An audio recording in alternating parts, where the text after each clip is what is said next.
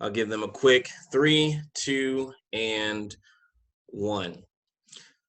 We are joined with Illinois State Representative Ryan Spain of Peoria today. Thank you so much for taking the time to speak with me. You're welcome. Good to see you, Eugene. Yeah, good to see you as well. You all have been out of session since the beginning of March 5th, and now you and your colleagues in the House and Senate announced that you'll be returning to session in just a few weeks now. With so much that has transpired since you all were last together, we're talking that was 2 weeks before the governor made his first executive order, before the extension. What will be the first order of business when you all come together? Well, great question. I feel like it's hard to determine what will be first because there are so many things that are necessary and have not been acted on now for 2 months.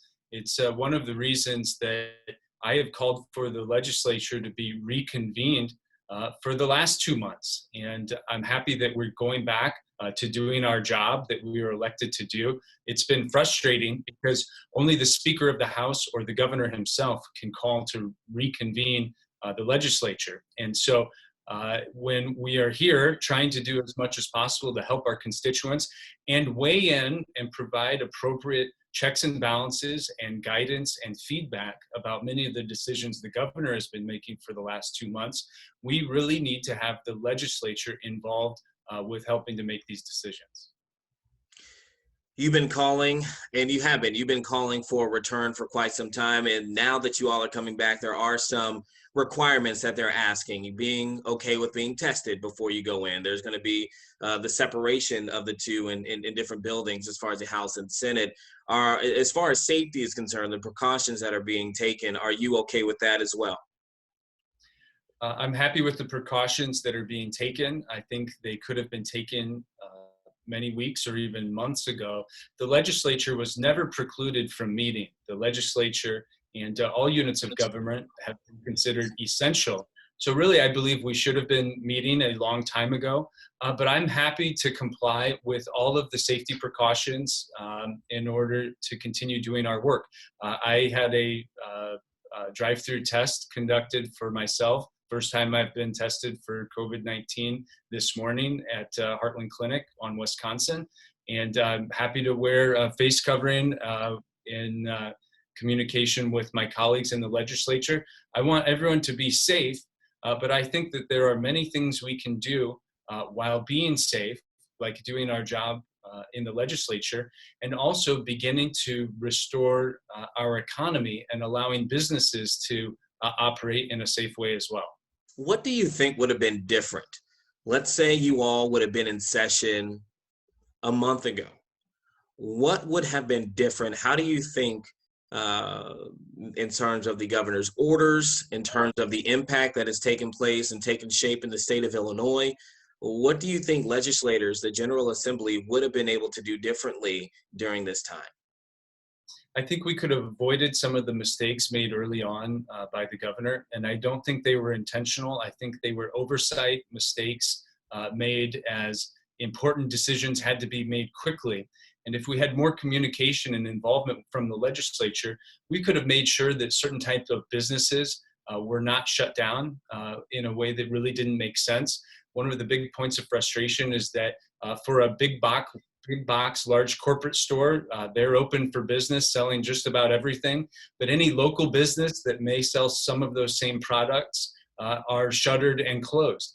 And there's no reason that needs to be the case, especially when they can conduct the same sort of social distancing and safety protocols and probably do them a lot better because they won't have the onslaught of people at hundreds at a time competing against each other to find toilet paper in a certain aisle of the supermarket. So that's one example. I think there are enormous budget decisions that have vast consequences for the state of Illinois and for our communities.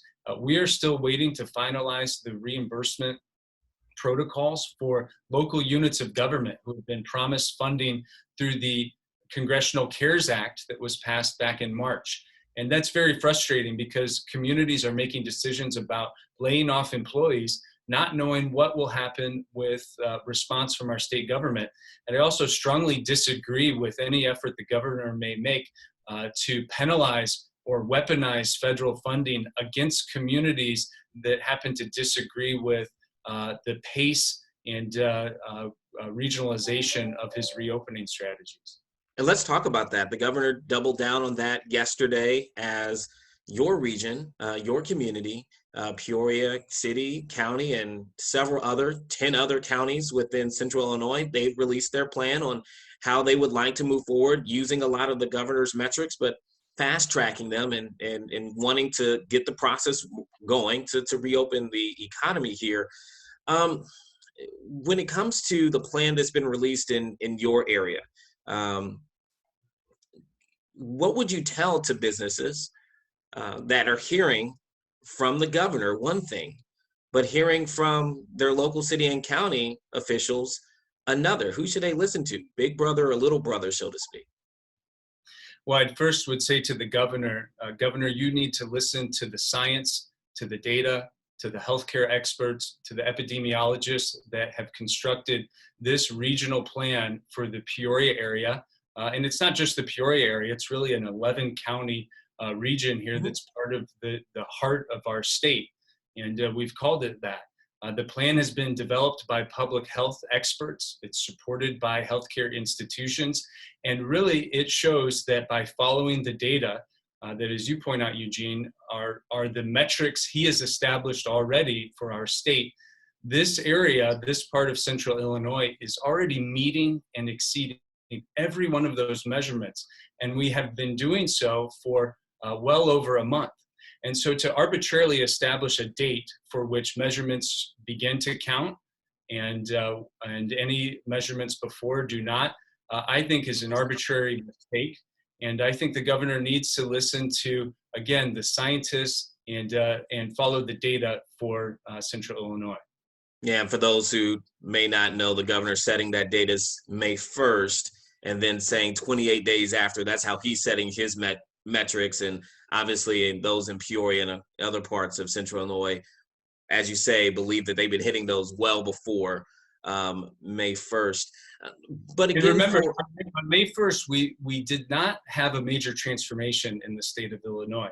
It was just a date where some very small mistakes were corrected by the governor, allowing independent garden centers to open their doors, even though the big box garden centers were already open, allowing 2 people at a time to walk in isolation on a golf course, or restoring service to some of our state parks so that people could have a recreational activity to go out and go fishing by themselves. I mean, these are not major transformations that would unleash a second wave of infections. We need to understand that there was a very modest change that occurred on May 1st.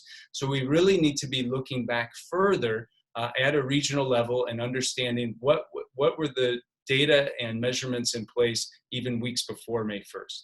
But again, I got to ask you, what would you tell to businesses in your district who are having to figure out who they're going to listen to? On one end, they want to open. I know business owners and people in our community want to open, and rightfully so. And they would like to get money again. But then you have the governor saying that, hey, you could risk, if you have a state issued license, losing that license. Local communities are saying they're not going to do any enforcing, but the governor's saying that there's still that possibility out there that you could lose what you've worked for. What would you tell local business owners? And I'm sure you've had conversations with many in your community. How should they weigh those two options? It's a very difficult position that local businesses are facing. And I think all businesses want to do the right thing. They prefer that the governor would listen to the data and the science that is being indicated for our region, and would look earnestly at this very thoughtful plan that has been created and offer us some approval to move forward in a safe and responsible way. I find it very unfortunate that the governor would use as a weapon any state licenses or any federal funding that has been passed by Congress intended for certain purposes. But I would say if the governor continues to go on that path, our businesses need to be very careful, especially if they do have a state license that could be at stake. And it's unfortunate that I even have to say that, but some of the comments being made by the governor, I think require that we do acknowledge that. So in all of this, we obviously are so heightened focused or laser focused on COVID-19 and for obvious reasons, but the state still has to pass a comprehensive budget as well. I mean, when it comes to coming back in the session, is that even something that is viable at this time with all the other things that we have to do in an immediate way? We still need a budget. How do you start and get that conversation rolling, and how long will it be before one is passed? Yeah, it's a very important question, and one of the most important things that we have to do every year is to pass a budget. And it's one of the biggest problems that has developed by keeping the legislature out of session for 2 months now. The clock is ticking to have a budget finalized by the end of this month. And I think what it means is that there will be an effort to give the governor more broad discretion about how he will allocate funds in the future. And I think that's the wrong decision. I think if we've learned any lesson here over the last 2 months is that we need more involvement and cooperation. And I'm ready to work in a good faith partnership with the governor. But I think it would be a mistake to pass a budget that simply gives unilateral discretion to the governor to make spending decisions for the next year. And how much will the loss in revenue and impact of COVID-19 play in budget conversations? The governor gave his budget address earlier this year with what he would like to see, but that was before all of this. So Right. the idea that a budget can be passed by the end of the month, is that even feasible? Well, anything's feasible, and we should be working around the clock to pass a real substantive budget. If we can't do it in time, then we need to pass a temporary, very short-term budget and then continue our work throughout the month of June. I think that there are a lot of important decisions that need to be made. Obviously, operating revenues throughout the state will undergo a significant decline. We're anticipating maybe a 20% disappearance in operating revenues. That gets harder and harder the longer we keep the economy on hold.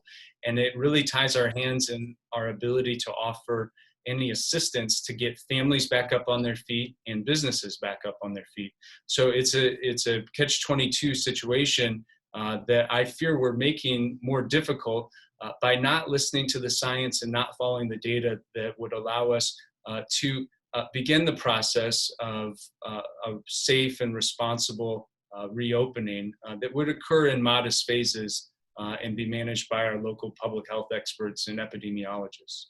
All right, I just have two more questions for you in this time. The first of those, part of this entire reason why you guys have not been there, a lot of people have been asking, well, we're right now, you and I, we're doing a Zoom meeting. Well, we're talking, why can't lawmakers put something in place to where they can do, anything virtually? Why couldn't they meet virtually? And part of that is because you would have to come together and to pass laws and regulations so where you can do that. Now you all are coming together. Do you think that is something that will be on the table to discuss for the future? Say, hey, you know what, just in case we find ourselves in this again for the so-called second wave, if that were to happen, we should have a plan in place that we can maybe do something virtually. Do you think that is something that could get passed in this session? Would you support it? I would support the ability for remote legislating and virtual meetings and votes to take place. I think this past 2 months proves to us that when you remove the legislature from decision making for critical issues that are important to the future of the state, that you may not be pleased with the results. And so I think we do need to be planning for the future, planning for a second wave. And I think we would make a major mistake to not create new ways for the legislature to conduct its business as we consider what the future of dealing with this pandemic may look like. And my final question to you today, Representative Spain, where do you see the state and more importantly, your district going from here? I know Peoria is facing a $50 million loss in revenue. That's just on the city side. The county is also going to have to make some cuts as well. They're debating that as we speak this week. Where do you see our communities going from here after we're out of this pandemic? How do we rebuild and recoup what we've lost? Well, we have to rebuild. We have to recoup. It will be a long journey back, but the building blocks for Peoria are very strong. If you think about our region, we are a region who has had to undergo massive economic transformations, some of them overnight. I mean, this is a community that was really came to prominence through the distilling business and being the distillery capital of the world that was shut down overnight by prohibition. And so we've had to start over, reinvent ourselves. We've had to do that with changes in manufacturing. We now are a community that has healthcare as our largest employer for this entire central Illinois region. So we have experience rebuilding and reinventing ourselves. And I think communities that are aggressive, that can seek talent, that can be nimble, can come out of this and still be strong communities. We have to deal with the fallout and some of the devastation that will affect how we deliver services for local units of government and as a state of Illinois. So we've done a great job at managing public health in the state of Illinois. Those decisions were important and appropriate. We are behind now in managing some of the economic restoration. So we need to get hard at work on that. We need to get our schools reopened in the fall. And I hope that we are not pushing out our economic reopening so far out that it interferes with our ability to successfully restart our schools, because that it is all of our jobs as leaders in our communities is to think about the next generation of young leaders in our community and how we can continue to provide for them. So we need to do all of those things, learn lessons from this crisis, and plan for the future with a community that still has so many attributes and a great successful record in doing things like this before. All right. State Representative Ryan Spain out of Peoria, thank you so much for taking the time. Thanks, Eugene. Good to see you. All right. I'll stop recording at this point. Hold on.